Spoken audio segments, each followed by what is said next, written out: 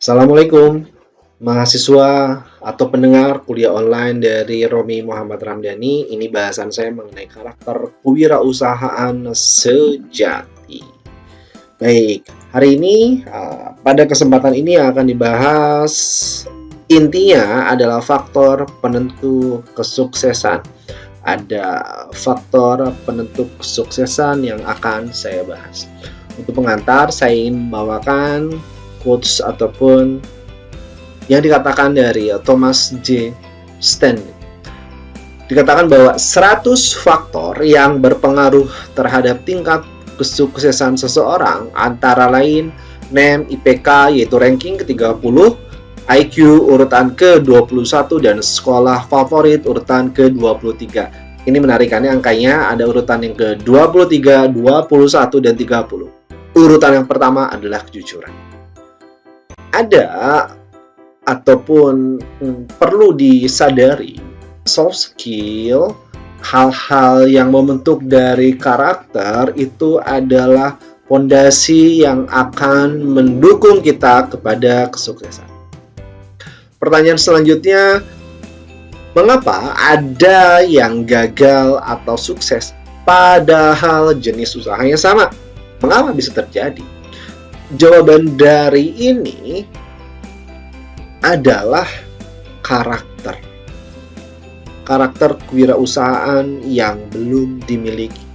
Secara sederhana, yang jelas nanti akan saya bahas, ketika memahami karakter kewirausahaan, kita paham bisnis apa yang pantas, yang cocok kita jalankan, yang sesuai dengan karakter kita. Karena seandainya kita hanya mengikuti orang lain karena suksesnya, karena punya banyak uangnya, tapi ketika menjalani kita nggak paham, tidak ada jiwa untuk menjalani, ya jadinya akan kurang optimal. Riset Thomas J. Stanley terhadap 733 orang miliuner di US katakan ada 10 faktor yang mempengaruhi kalau ingin sukses berdasarkan risetnya. Being honest with all people, jujur. Yang menjadi menarik, yang sering saya katakan di kelas, barangkali Anda ingat, ketika kita bekerja, ketika kita menjadi usaha, ingin bekerja, ingin memiliki tim atau atasan yang jujur, maka lantas mengapa kita tak duluan menjadi orang yang jujur? Ketika ada ajakan ke saya secara pribadi untuk memanipulasi sebuah informasi dan langkah selanjutnya, saya jawab hanya dengan senyuman karena saya tak akan melakukan hal tersebut. Mengapa? Karena saya tak ingin diperlakukan sama seperti itu. Ketika jual beli memanipulasi, saya ingin ada kebohongan dalam produk yang saya jual. Apalagi faktornya, being well disciplined, disiplin dalam kehidupan, disiplin dalam pekerjaan, ya keseharian intinya kan gitu, disiplin. Waktunya apa? Ya lakukan itu, karena semua ada waktunya. Ada waktu untuk istirahat dari kebutuhan tubuh kita, kebutuhan istirahat pikiran kita.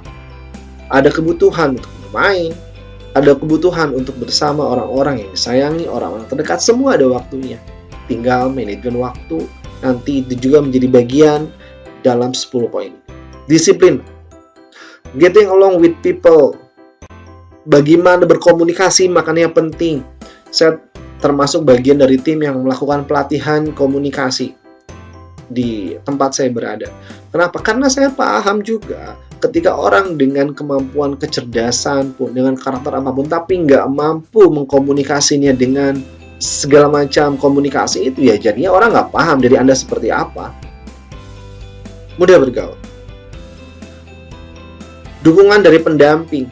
Ini pentingnya memiliki tim, bahkan pasangan yang mendukung.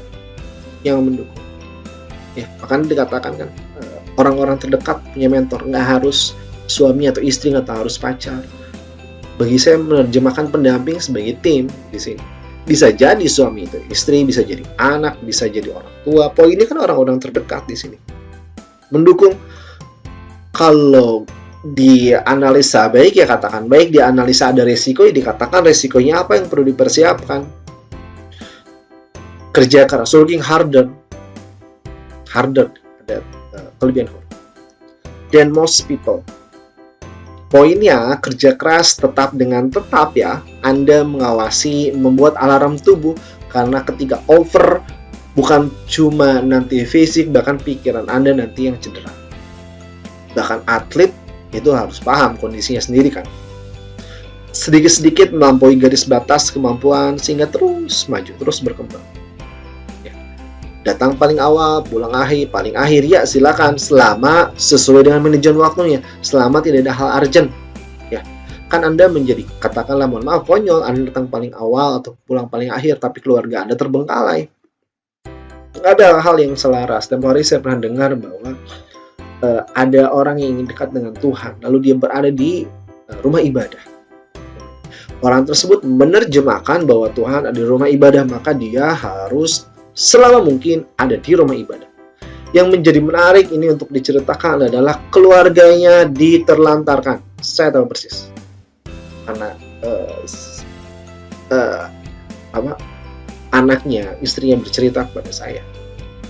Suaminya di sana. Ingat, Tuhan di mana-mana. Tuhan ada di mana-mana. Makanya, keseimbangan ini antara gas dan rem di kehidupan jadi penting. Kecintaan pada hal yang dikerjakan. Kita memilih hal yang dicintai dan sudah dikerjakan, kita tetap mencintai. Dedikasi, kecintaan dikerjakan. Dengan gitu, kita bisa lebih optimal. Ada sebuah prinsip yang saya ingat, judulnya ada HTML. H gitu ya. Happiness, lakukan apa yang disukai, yang dicintai. Dengan demikian kita jadi total, karena senang gitu. Saya senang sebagai public speaker, saya menikmati dalam sebagai public speaker. Makanya kenapa orang merasa lebih nyaman ketika di kelas, misalnya mahasiswa ya, atau ketika saya diundang di komunitas-komunitas untuk mengisi acara, karena audiensnya merasa nyaman juga. Kenapa? Karena saya berusaha total, karena saya senang bercerita di depan, saya menjadi total. Dengan demikian, ada M, HTMM, money, uang datang. Karena kita total, orang mengapresiasi apa yang sudah kita lakukan. L, life, itu cara saya menjalani kehidupan. Kepemimpinan, kalau teman-teman pernah ikut pelatihan leadership, hal yang berbeda perlu ditekankan. Pemimpin, hal yang berbeda dengan istilah boss. Itu dua diksi yang biasa dibedakan dalam pelatihan kepemimpinan. Boss atau bossy biasanya hanya nyuruh-nyuruh, nggak mau tahu, mesti beres, tapi nggak tahu caranya gimana. Akibatnya biasanya anak buah dimarah-marahin, kamu gitu aja nggak bisa, dan selanjutnya. Kepemimpinan dia punya sifat ing madia mangun karso, ing arso suntulodo, tuturi handayani. Ada yang ingat itu istilah-istilah itu? Pemimpin masih teladan di depan, dia bisa berada di tengah-tengah.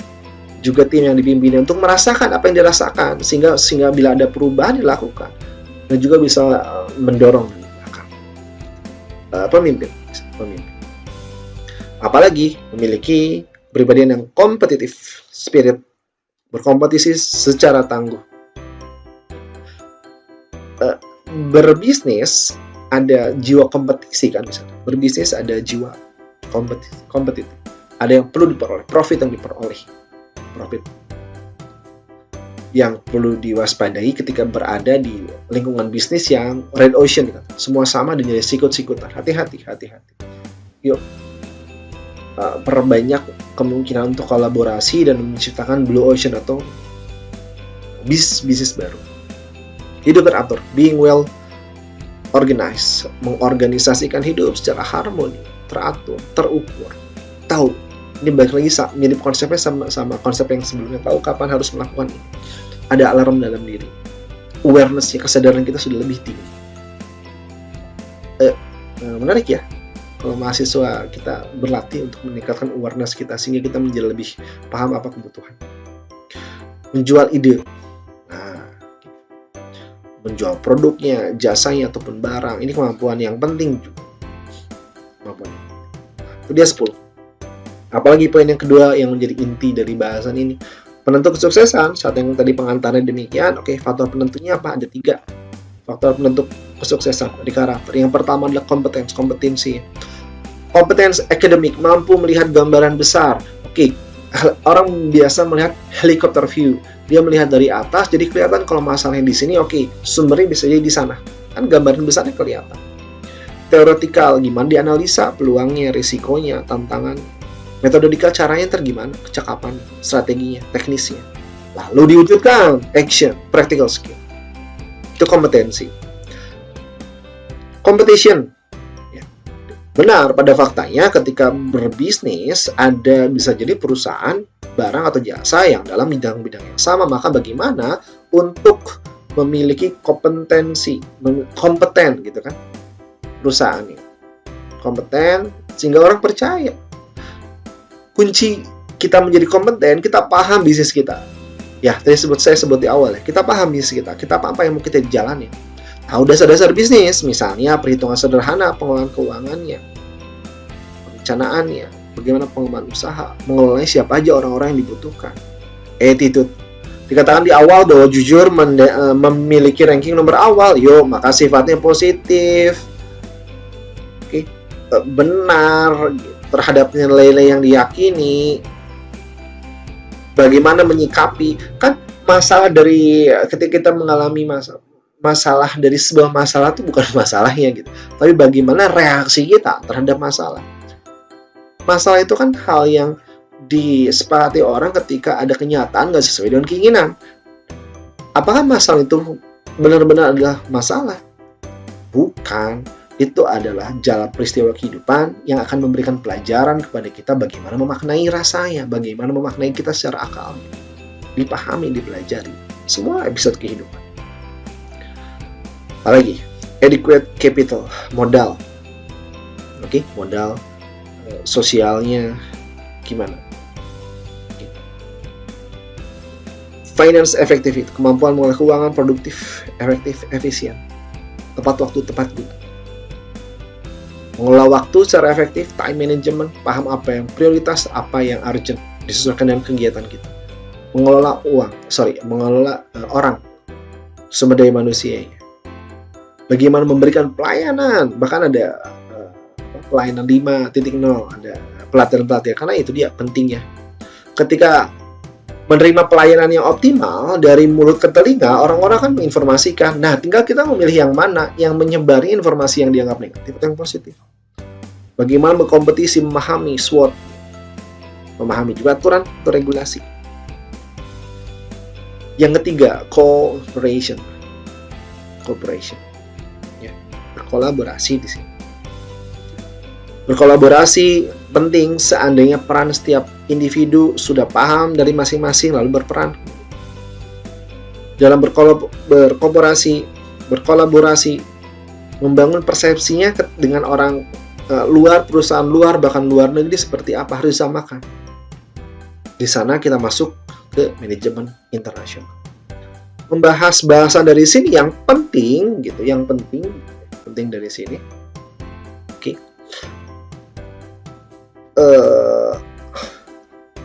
Oke. Ini saya skip. Nah, ini bagian pentingnya, teman-teman. Tadi bagian urutannya udah baca aja. Ini yang satu penting. Hakikat dari watak wirausaha itu satu, kepribadian yang unggul. Mau terus belajar, meningkatkan kompetensi dengan kerendahan diri, karena memang nggak ada yang bisa disombongkan juga sebagai manusia. Apa yang disombongkan? Hakikatnya nggak punya apa-apa kan gitu. Berkolaborasi sama orang-orang dan tumbuh bersama-sama, maju dan tumbuh kembang bersama. Oke, selamat menjadi wirausaha yang sejati, teman-teman. Ini akhir presentasi pada pertemuan ini. Saya Romi Muhammad Ramdhani pamit. Wassalamualaikum warahmatullahi wabarakatuh.